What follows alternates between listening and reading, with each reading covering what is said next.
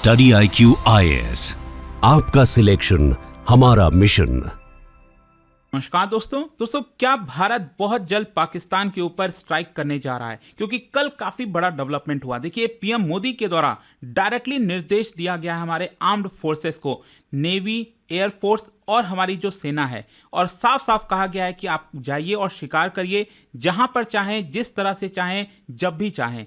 तो यहां पर मुझे नहीं लगता कि अभी तक के इतिहास में इस तरह का निर्देश हमारे पॉलिटिकल लीडरशिप के द्वारा आर्म्ड फोर्सेस को दिया गया होगा। क्योंकि ध्यान से समझिएगा, हम पाकिस्तान नहीं है। पाकिस्तान में तो क्या है, वहां की जो आर्मी है, वहां की जो आर्मी चीफ हैं, वो डायरेक्शन देते हैं वहां के पॉलिटिकल लीडरशिप को। यहां पर तो क्या है, हमारी जो मिलिट्री है वो करती है जो यहां पर हमारी सरकार कहती है। तो इसी की वजह से मैं कह रहा हूं कि आज तक इतिहास में शायद ऐसा समय कभी नहीं देखा गया होगा कि एक खुली ग्रीन सिग्नल दिया हो, खुला मैदान दे दिया हो, जाओ और शिकार करो। तो देखते हैं इसको लेकर क्या होता है। लेकिन सबसे पहले देखिए, मैं आपको बता दूं, कल जो है पीएम मोदी के द्वारा हाई लेवल सिक्योरिटी मीटिंग बुलाई गई थी, जिसके अंदर आप देख सकते हो कौन कौन था। Defence minister Rajnath Singh ji, national security adviser Ajit Doval साहब, chief of defence staff general Anil Chauhan, और साथ ही साथ हमारे जो आर्मी, नेवी और एयरफोर्स के चीफ हैं वो भी थे। मतलब इसी मीटिंग से आप समझ पाओगे जो लोग हैं यहाँ पर, कि ये साफ साफ दिखाता है कि डिफेंस से रिलेटेड जो अभी चल रहा है, पहलगाम अटैक जो भी हुआ था,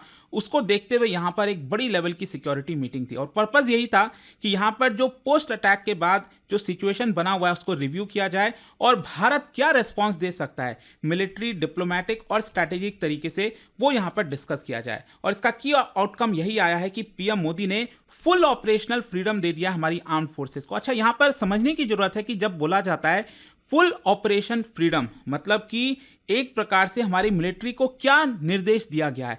तीन चीजें आपको समझनी है। सबसे पहला है मोड, मतलब हमारे फोर्सेस को बोला गया है कि आपको कैसे रिटेलिएट करना है।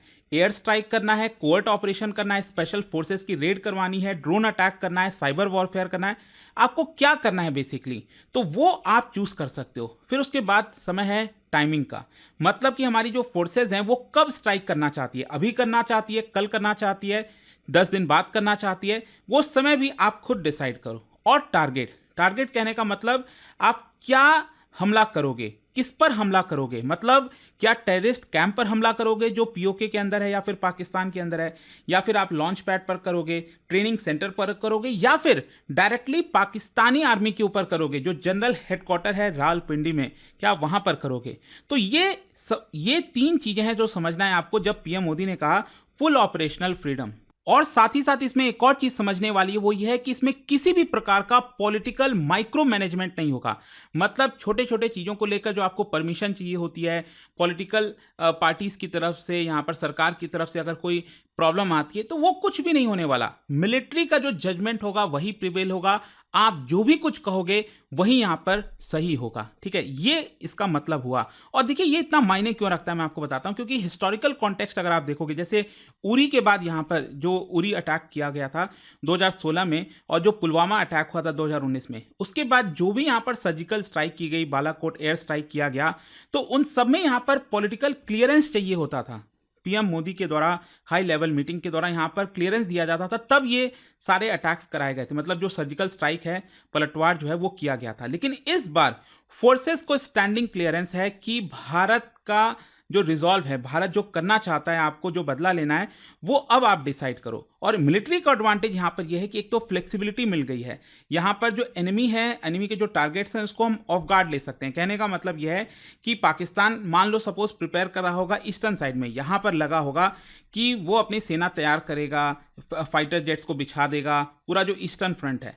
लेकिन क्या पता हमारी जो नेवी है, हमारी जो एयरफोर्स है, वो अरेबियन सी की तरफ जाकर कराची पर हमला कर दे। क्या कर दे, मतलब एक प्रकार से फ्लेक्सिबिलिटी है, मतलब एक स्ट्रैटेजिक एम्बिग्यूटी बनी होती है ना। पाकिस्तान इस समय गेस कर रहा है, पाकिस्तान को भी एक्चुअली समझ नहीं आ रहा कि आखिरकार चल क्या रहा है, भारत क्या करने वाला है। और देखिए, इसके साथ साथ एक पॉलिटिकल सिग्नल भी दिया गया। जब पीएम मोदी ने ग्रीन सिग्नल दिया ना हमारी आर्म्ड फोर्सेस को, तो इससे आपको यह भी समझ आएगा कि एक तरह से पाकिस्तान को और ग्लोबल कम्युनिटी को बताया जा रहा है कि India will exercise the right to self defence robustly, मतलब टेररिज्म के खिलाफ हमारा जीरो टॉलरेंस होने वाला है, ये साफ साफ निर्देश दिया गया। अच्छा, यहां पर हमारी मिलिट्री क्या कर सकती है, देखो कुछ 4-5 ऑप्शंस हैं। एक तो ऑब्वियस सी बात है सर्जिकल स्ट्राइक, मतलब जिस तरह से एलओसी में जाकर वहां पर जो टेरर कैंप्स हैं उनको खत्म करना। दूसरा जो एयर स्ट्राइक, जैसे बालाकोट वाला केस में किया गया था। Deep air raid using Mirage 2000 Rafale jet. मतलब देखिए, मैंने कल ही वीडियो बनाया था और आपको बताया था कि इस सिचुएशन में क्या हुआ है कि भारत अर्जेंटली फ्रांस से मांग कर रहा है कि जो सोर्स कोड है राफेल फाइटर जेट का वो यहाँ पर दे दिया जाए, ताकि अगर हमें राफेल फाइटर जेट हमारे पास जो है, जो हमने खरीदा है, उसमें जो भी चेंजेस वगैरह करने हैं वो हम उनके माध्यम से कर सकें। वो देखना होगा आता है कि नहीं, लेकिन इससे आपको साफ देखने को मिलेगा कि किसी भी हमारे पास जो एसेट्स हैं उससे पलटवार किया जा सकता है। फिर कोवर्ट ऑपरेशंस वगैरह हो गया, हमारी जो एलिट यूनिट्स हैं, पैरा ट्रूपर्स वगैरह हो गए, तो उनके माध्यम से जो टेरर लीडर्स हैं उनको ख़त्म किया जाए। ड्रोन वॉरफेयर किया जाए, कमाकाजी जो ड्रोन है उसको हम डायरेक्टली टेरर कैंप्स में जो सेफ हाउसेज हैं टेररिस्ट के, उसके ऊपर अटैक कर सकते हैं। साइबर वॉरफेयर हो गया, ये भी किया जा सकता है। तो कई पॉसिबल सिनेरियोज बनते हैं। अच्छा, भारत ने ऑलरेडी कई सारे डिप्लोमेटिक स्टेप्स लिए हुए हैं। इसके साथ साथ इस समय कोशिश ये चल रही है कि जो पाकिस्तान है उसको इंटरनेशनल लेवल पर आइसोलेट किया जाए। ये यहां पर पूरा भारत इस समय कैंपेन चला रहा है।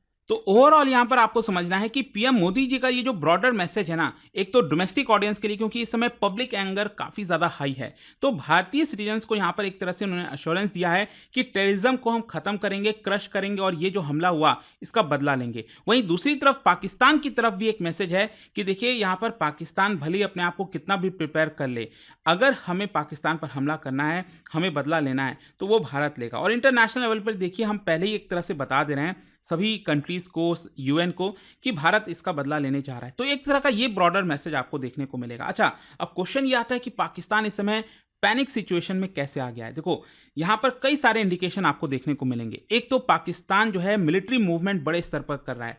जो मैं आपको बता रहा था ना, ईस्टर्न वाला फ्रंट है, स्पेशली जो लाइन ऑफ कंट्रोल अगर आप देखोगे, इसके पास अपने जो ट्रूप्स हैं उसको बड़े स्तर पर तैनात कर रहा है। साथ ही साथ यहां पर जो फाइटर जेट्स वगैरह हैं उसको भी भारत के बॉर्डर के पास लाने की कोशिश की जा रही है। फिर इसके अलावा एक और जो खबर ये आई है कि जो ईस्टर्न वाला बॉर्डर है पाकिस्तान का, वहां पर जो सिविलियन ट्रैफिक है उसके लिए क्लोज कर दिया गया है। मतलब ये वाला जो पूरा इलाका है, यहां पर सिविलियन ट्रैफिक वगैरह ना हो, कुछ इस तरह से क्लोज किया गया है ताकि कभी भी जो जंग की सिचुएशन हो उसमें पाकिस्तान जो है वो चाहेगा कि उसको एक थोड़ा एडवांटेज हो, तो वो देखने वाली बात होगी। फिर यहाँ पर पाकिस्तान डिप्लोमेटिक आउटरीच भी कर रहा है। पाकिस्तान इस समय चाइना, यूएई, यूएस सबके पास जा रहा है ताकि भारत को रोके, भारत हमला ना करे। तो ये सिचुएशन क्या दिखा रहे हैं? ये सिचुएशन दिखा रहे हैं कि इस समय पाकिस्तान पैनिक मोड में है। फिर जिस तरह से मैसेजेस जा रहे हैं पाकिस्तान की पॉलिटिकल पार्टीज के द्वारा, उनके जो लोग हैं कभी भी कुछ भी बोल दे रहे हैं, 130 न्यूक्लियर वेपन्स हैं, इस तरह की चीजें, अगेन वो पैनिक की सिचुएशन दिखाता है। यहाँ पर जो आईएसआई की एक्टिविटीज है वो बढ़ गई है। बताया ये जा रहा है कि यहाँ पर पाकिस्तान ऑक्यूपाइड कश्मीर में ये जो टेरर कैंप्स वगैरह थे, वहां से टेररिस्ट को शिफ्ट करके ये लोग अंदर लाने की कोशिश कर रहे हैं। तो ये भी अगेन पैनिक सिचुएशन दिखाता है। और साथ ही साथ यहाँ पर इमरजेंसी मीटिंग्स वगैरह भी बुलाई जा रही हैं प्राइम मिनिस्टर शहबाज शरीफ के द्वारा। खैर, क्वेश्चन ये है कि why is Pakistan panicking more than usual this time? क्योंकि देखो, पाकिस्तान को अभी तक एक्सपीरियंस हो चुका है। पिछला 2 बार आप देखिए, 2019 का बालाकोट एयर स्ट्राइक, 2016 का सर्जिकल स्ट्राइक।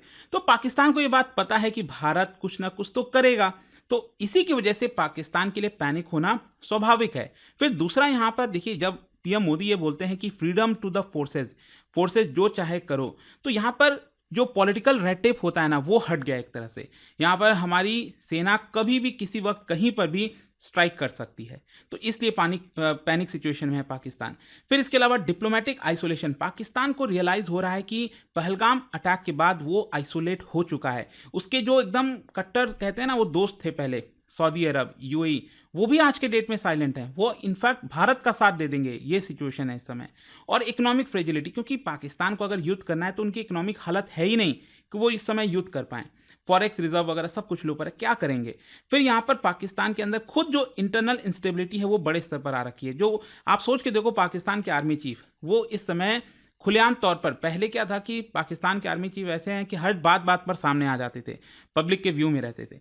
अभी कुछ नहीं देखने को मिल रहा। और क्योंकि एंगर भी है, एंगर इसलिए मैं आपको बताता हूं कि यहाँ पर ज़्यादातर केस में यही बताया जा रहा है कि पाकिस्तान आर्मी चीफ उन्होंने जो बयान वगैरह दिया था अटैक के पहले, कहीं ना कहीं वो एक बड़ा कारण बताया जा रहा है। उन्हीं की तरफ से ग्रीन सिग्नल दिया गया ताकि अटैक किया जा सके। तो यहाँ पर कहीं ना कहीं पाकिस्तान वापस से इंटरनेशनल लेवल पर हाईलाइट हो गया है टेररिज्म को लेकर, बुरी खबरों को लेकर। तो ये चीज़ पसंद नहीं आ रही है लोगों को कि वापस से क्यों इस तरह की चीज़ें करवानी थी। तो ये आपको देखने को मिलेगा, व्हाई इज पाकिस्तान पैनिकिंग। खैर, ये पूरा वीडियो था, लेकिन जाने से पहले मैं एक और आपको खबर बता दूं। देखो, इस समय जरूरी है कि भारत के अंदर हम एकता बनाए रखें। और देखिए, कांग्रेस पार्टी ने अच्छा किया है, कांग्रेस पार्टी ने यहाँ पर साफ साफ सपोर्ट दिया है, फुल सपोर्ट दिया है कि भारत सरकार जो करना चाहे वो जैसे करेगी, हम उनका पूरा साथ देंगे। अच्छी बात है। लेकिन कल क्या हुआ, एक बहुत बड़ी कंट्रोवर्सी हो गई।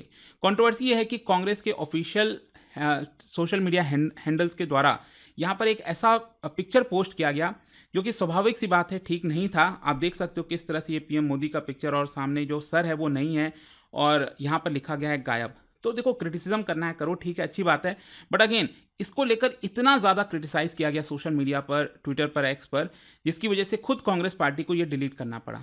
और बताया जा रहा है कि जो सोशल मीडिया हैंडलर हैं कांग्रेस पार्टी की हेड हैं जो सुप्रिया श्रीनाथ, तो उनको ये निर्देश दिया गया कि आप प्लीज़ इसको रिमूव करवाइए। तो इस तरह की भी चीज़ें हुई हैं। तो आई होप कि आपको समझ में आ गया होगा कि यहाँ पर कल जो पीएम मोदी जी का मैसेज था वो क्यों इतना मायने रखता है और क्यों पाकिस्तान इस समय पैनिक मोड में है। और जाने से पहले आप सबके लिए एक इंटरेस्टिंग क्वेश्चन है, क्या बता सकते हो, देखो मिलिट्री डॉक्ट्रिन में डीकैपिटेशन स्ट्राइक ये बेसिकली किसके ऊपर एम किया जाता है? What is decapitation strike? और इसका जो राइट आंसर है आप सब जानते हैं, मेरे इंस्टाग्राम पर तो मिलेगा ही, वहां पर अगर आप नहीं हो कोई बात नहीं, टेलीग्राम से ले सकते हैं इसका सही उत्तर। और देखिए, आप में से जो भी लोग यूपीएससी की तैयारी करना चाहते हैं, स्टडी IQ पर हमारे जो फाउंडेशन बैचेस हैं उसको अवेलेबल है, और सभी के लिंक कमेंट सेक्शन में दिए हुए हैं। अगर आप यूज़ करेंगे ये कोड अंकित लाइव, तो आपको जो मैक्सिमम पॉसिबल डिस्काउंट है वो यहाँ पर आपको मिल जाएगा। Thank you. Study IQ IAS, आपका सिलेक्शन हमारा मिशन।